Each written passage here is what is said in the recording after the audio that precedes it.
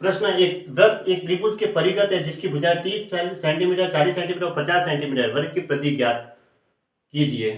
देखो भुजाएं 30, 40 और 50 है। अगर इसका अनुपात लेते हैं 0 से 0 हटता है तो 3, 4, 5 का अनुपात आता है, यानी कि ये एक ट्रिपलेट है, यानी कि समकोण त्रिभुज है। इसका मतलब समकोण त्रिभुज है ना। तो अगर समकोण त्रिभुज में देखोगे, एक भुजा अगर ये 30 है तो दूसरी 40 है, तो सबसे बड़ी भुजा जो होती है वो कर्ण होती है, वो 50 है। अब परिगत वृत्त का है, तो परिगत वृत्त का मतलब इसके बाहर एक वृत्त खींचते हैं ऐसे, है ना। ये होता है परिगत वृत्त, इस तरीके से। ये है सिचुएशन, ये होती है, मतलब परिगत वृत्त खींचेंगे समकोण त्रिभुज के बाहर के और वृत्त।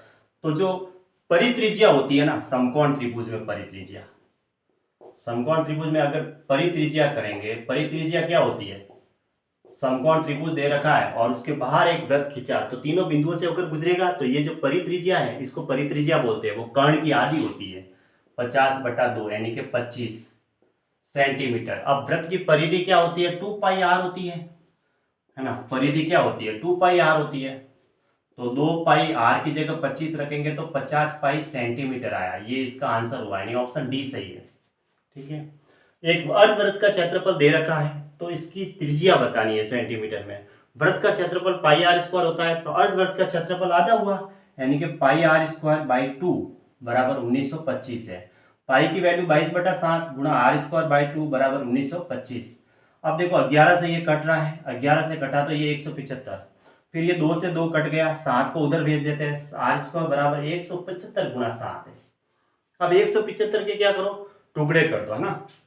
r इसका बराबर 5 से ये डिवाइड होता है तो 35 बार गया, तो 5 गुणा 7 गुणा 5 गुणा 7, ऐसा कैसा, इसके टुकड़े कर दिए 5 गुणा 7 गुणा 5। अब देखो इसका वर्गमूल लेना है, r इसका बराबर ये है, तो वर्गमूल में 2 का एक जोड़ा लेते हैं, तो इन दोनों का तो 1 5 और इन दोनों का 1 7, यानी कि 35। तो 35 सेंटीमीटर हो गई इसकी त्रिज्या, यानी कि ऑप्शन डी सही है, 35 सेंटीमीटर।